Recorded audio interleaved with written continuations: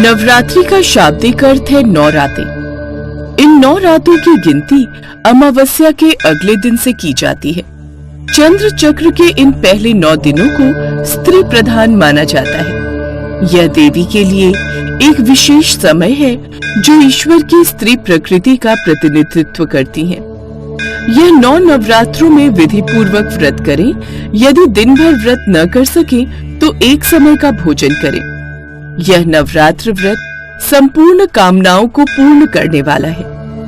इसके करने से मनुष्य की संपूर्ण विपत्तियां दूर हो जाती हैं और घर में समृद्धि की वृद्धि होती है। समस्त पापों से छुटकारा मिल जाता है। यदि व्रत करने वाला मनुष्य सारे दिन उपवास न कर सके तो एक समय भोजन करे, साथ ही नवरात्र व्रत की कथा का श्रवण करे।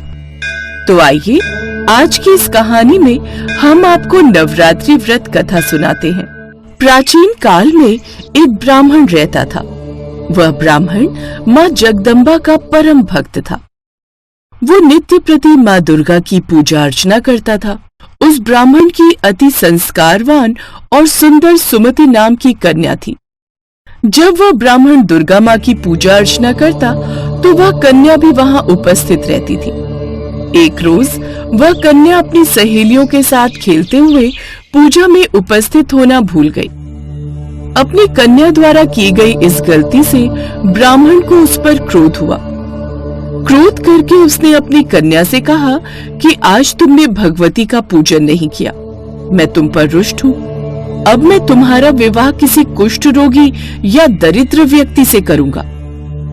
पिता द्वारा कहे गए इन शब्दों से सुमति आहत हो गई और अपने पिता से बोली, मैं आपकी कन्या हूँ, हर तरह से मैं आपके अधीन हूँ। जिससे आपकी इच्छा हो मेरा विवाह उसी से कर देना, परंतु मुझे वही मिलेगा जो मेरे भाग्य में लिखा होगा।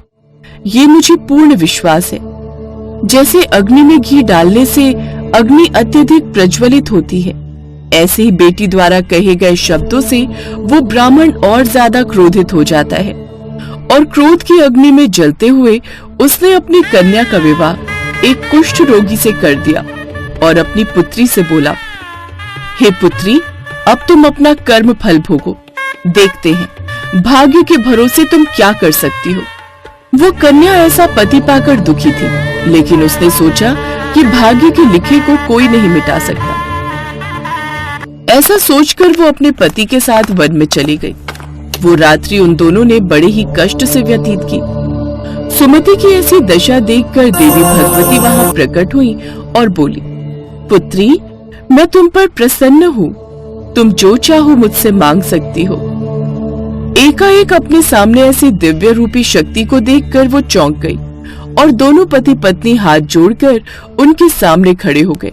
फिर सुमति माँ भगवती से बोली, आप कौन हैं और मैंने ऐसा कौन सा पुण्य किया है जिस वजह से मुझे आपकी ये कृपा प्राप्त हो रही है। उसकी बातें सुन माँ भगवती ने उससे कहा, मैं आदि शक्ति भगवती जगदम्बा हूँ। मैं तुझ पर तेरे पूर्व जन्म के पुण्य के प्रभाव से प्रसन्न हूँ। तू जो चाहे मुझसे मांग ले। कन्या ने हाथ जोड़कर माता से पूछा, माँ, मैं पूर्व जन्म में कौन थी और मैंने ऐसा क्या किया जो आपकी कृपा मुझे प्राप्त हुई। तब माता रानी बोली, सुनो, तुम पूर्व जन्म में एक भील की स्त्री थी। एक दिन परिस्थितियों के वशीभूत होकर तुम्हारे पति ने चोरी की। चोरी करने के पश्चात राजा के सैनिक उसके साथ साथ तुम्हें भी ले गए और ले जाकर कारागृह में डाल दिया। वहां तुम दोनों 9 दिनों तक रहे। उस दौरान तुम दोनों ने न भोजन किया न जल ग्रहण किया। वो समय मेरे नवरात्रों का था और तुम पूरे 9 दिनों तक मेरी आराधना करती रही। कुछ भी न खाने पीने के कारण तुम्हारे द्वारा मेरा व्रत हो गया। उस समय तुमसे जो व्रत हुआ उसके प्रभाव से प्रसन्न होकर मैं तुम्हें मनवांछित फल प्राप्त करने का आशीर्वाद देती हूँ। तुम्हारी जो इच्छा हो मांग लो। फिर सुमति बोली, माँ, अगर आप मुझ पर प्रसन्न हो तो आप मेरे पति को कोढ़ मुक्त करो। ऐसा सुनकर माता बोली, उन दिनों जो तुमने व्रत किया था उस दिन का एक व्रत का पुण्य पति का कोढ़ दूर करने के लिए अर्पण कर दो। उस पुण्य के प्रभाव से तेरे सुनकर वो कन्या बड़ी प्रसन्न हुई। फिर फिर पल भर में उसका पति पूरी तरह कोढ़मुक्त और निरोग हो गया और अब वो बहुत ही सुंदर और कांतिवान हो गया। अपने पति की ऐसी काया देखकर वह कन्या देवी की स्तुति करने लगी और बोली, आप दूसरों की दुर्गति को दूर करने वाली, तीनों लोगों के संकटों को दूर हरने वाली, तीनों लोगों के संकटों को हरने वाली और समस्त दुखों को दूर करने वाली, रोगी मनुष्यों को निरोग वाली, समस्त दुखों को हरने वाली, प्रसन्न होकर मनवांछित फल देने वाली जगत माता हो। मुझ निरपराध को मेरे पिता के तिरस्कार से मैं वन में घूम रही हूँ और अब आपकी कृपा ने मेरा उद्धार किया है। हे देवी, मैं आपको प्रणाम करती हूँ, आप मेरी रक्षा करना। उसकी ऐसी स्तुति सुनकर देवी बहुत प्रसन्न हुई और उन्होंने उसको अति बुद्धिमान, धनवान और जितेंद्रिय पुत्र शीघ्र प्राप्त होगा ऐसा आशीर्वाद दिया। तो इस प्रकार देवी भगवती ने सुमति पर अपनी कृपा की। जैसी कृपा माँ भगवती ने सुमति पर की, ऐसी कृपा वो सब पर करे। दोस्तों, जो भी इस व्रत को भक्ति पूर्वक करता है वो भौतिक सुखों को भोगकर अंत में मोक्ष को प्राप्त करता है। जय माँ दुर्गा। नवरात्रि पूजा विधि। सबसे पहले पूजन स्थल पर चौकी लगा ले और इस पर लाल रंग का कपड़ा बिछा ले। अब इस चौकी पर कुछ अक्षत यानी बिना टूटे चावल रखें और इस पर देवी दुर्गा जी की प्रतिमा या चित्र स्थापित करें। अब एक लोटे या कलश में शुद्ध जल भर ले, इसके अंदर एक सिक्का डालें। अब इसके ऊपर चावल से भरी एक प्लेट रख दे। इस कलश को माता की प्रतिमा के बाएं ओर 9 दिनों के लिए रख दे। इसे आपको रोज स्थापित नहीं करना है। इसके पश्चात आप पूजन स्थल पर गणपति जी की प्रतिमा को विराजमान करें। अगर आपके पास प्रतिमा नहीं है तो सुपारी के रूप में भी बप्पा जी को विराजमान कर सकते हैं। भगवान गणेश और देवी दुर्गा जी पर पुष्प से शुद्ध जल का छिड़काव करें। अगर आप अखंड ज्योत नहीं जला पा रहे हैं तो आप केवल घी का दीपक जला लें। दीप प्रज्वलित करने के बाद गणेश जी, माता रानी, कलश और दीपक को हल्दी कुमकुम का तिलक लगाएं। भगवान गणेश और देवी जी को वस्त्र स्वरूप कलावा या मौली अर्पित करें, साथ ही फूल भी अर्पित करें। माता दुर्गा को श्रृंगार एक लाल चुनरी या लाल वस्त्र अवश्य चढ़ाएं। भोग में बताशे, मिश्री और फल अर्पित कर सकते हैं। हवन के स्थान पर आप एक मिट्टी के पात्र या बड़े दीपक में कपूर जला लें और इसमें लौंग का एक जोड़ा जरूर रख दें। कुछ लोग लौंग के 2 जोड़े भी अग्नि में डालते हैं। यह हवन माता को दिखाएं और पूरे घर में भी दिखाएं। इससे सकारात्मक ऊर्जा आती है। यह 9 दिनों तक रोज जलाएं। फिर अष्टमी या नवमी पर माँ को हलवा पूरी और छोले का भोग लगाएं।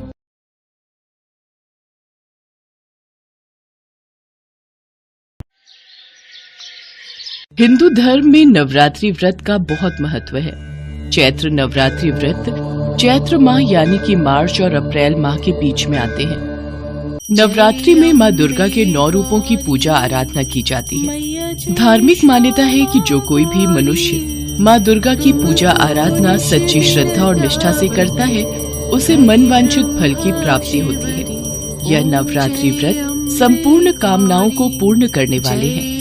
चैत्र नवरात्रि से जुड़ी एक पौराणिक कथा के अनुसार एक बार बृहस्पति देवता ब्रह्मा जी के समक्ष उपस्थित थे। वार्तालाप करते हुए उन्होंने चैत्र नवरात्रि के व्रत का फल जानने की इच्छा जताई।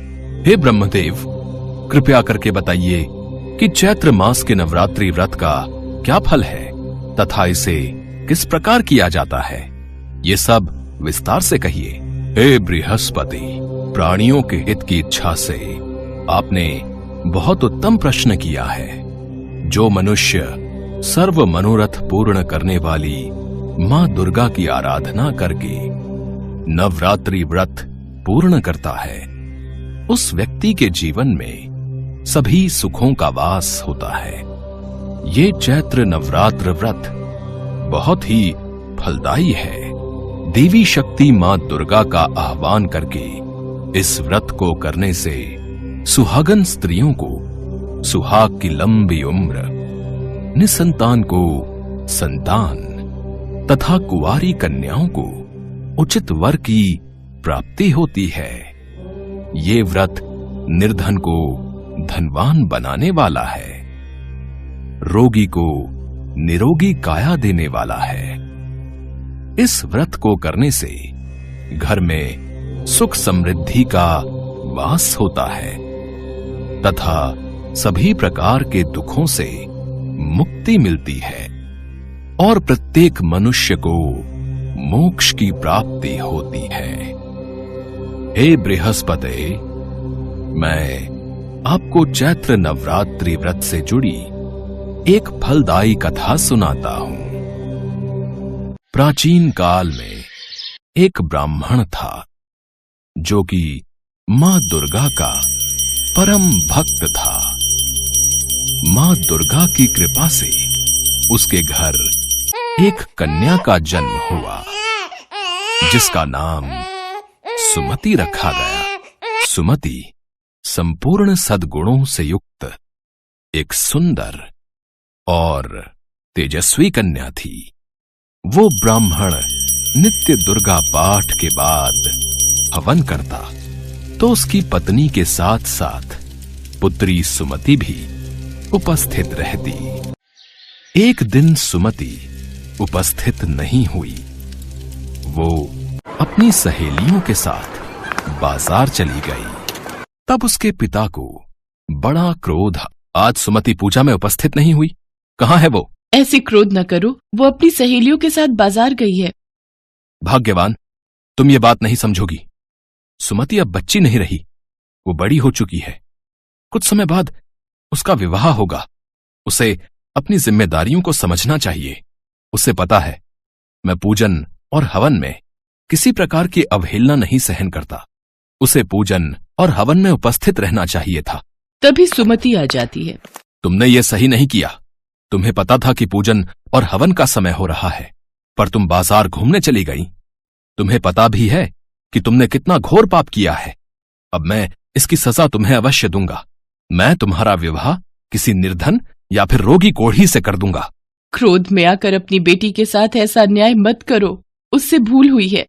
माँ, कोई बात नहीं, यदि पिताजी ऐसा ही चाहते हैं तो ऐसा ही होगा।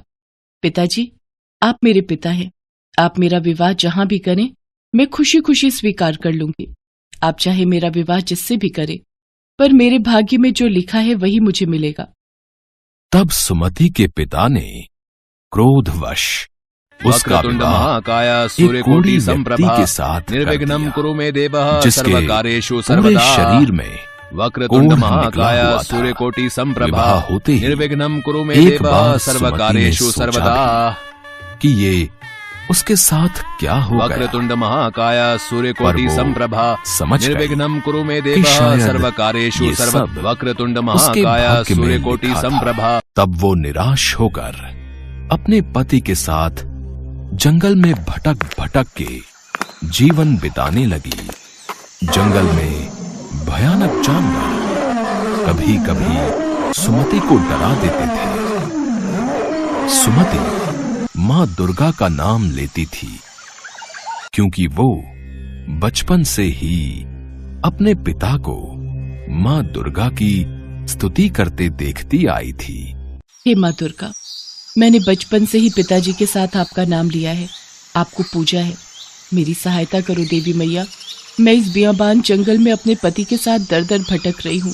मेरी विनती सुनो मैया। तब सुमति की प्रार्थना सुनकर देवी भगवती प्रकट हुई और सुमति से वरदान मांगने को कहा। हे पुत्री, मैं तुमसे प्रसन्न हूँ। मुझसे जो चाहे वरदान मांग लो। हे आदिशक्ति माँ जगदम्बा, कहते हैं आपका नाम लेने से ही दुखियों के दुख दूर हो जाते हैं। मैया मेरी सहायता करो, मैं बहुत दुखों से गुजर रही हूँ। मैं जानती हूँ पुत्री, इसीलिए तो मैं तुम्हारी सहायता के लिए आई हूँ। मैं तुम्हारे पिछले जन्म में किए गए अच्छे कर्मों का फल तुम्हें प्रदान करूंगी। पुत्री, तुम पूर्व जन्म में एक पतिव्रता स्त्री थी। एक बार तुम्हारे पति ने चोरी की थी। उस चोरी के अपराध में तुम्हारे पति को सजा मिली थी। अपने पति को सजा से मुक्त करवाने और सही राह पर लाने हेतु तुमने 9 दिन भूख और प्यास में व्यतीत किए थे। वो समय चैत्र नवरात्रि का समय था। तब तुमने न कुछ खाया न ही जल ग्रहण किया। तुमने 9 दिन मेरे चैत्र नवरात्रि व्रत पूरे विधि विधान से संपूर्ण किए थे। इसलिए तुम्हारे पूर्व जन्म के अच्छे कर्मों के फल स्वरूप इस जन्म में मैं तुम्हारे उन्हीं 9 दिनों के व्रत का मनोवांछित फल दूंगी। मांगो पुत्री, तुम्हें क्या चाहिए? हे ममतामयी माँ कल्याणी, अगर आप मुझ पर प्रसन्न हैं, तो हे माता, आप मेरे पति का कोढ़ दूर कर दो। पुत्री, मैं तुम्हारी इच्छा अवश्य पूर्ण करूंगी। तुम्हारे पति की रोगी काया निरोगी हो जाएगी।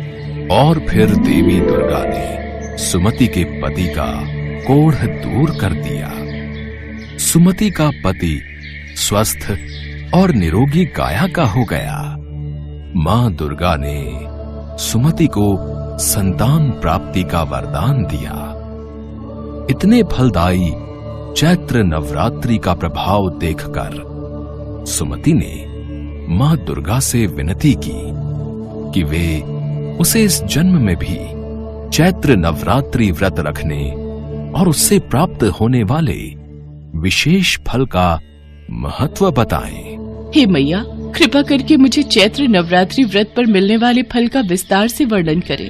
हे पुत्री, मैं तुम्हें समस्त पापों और दोषों का नाश करने वाली नवरात्रि व्रत की विधि बतलाती हूँ, जिसे सुनने मात्र से ही मोक्ष का मार्ग सुलभ हो जाता है।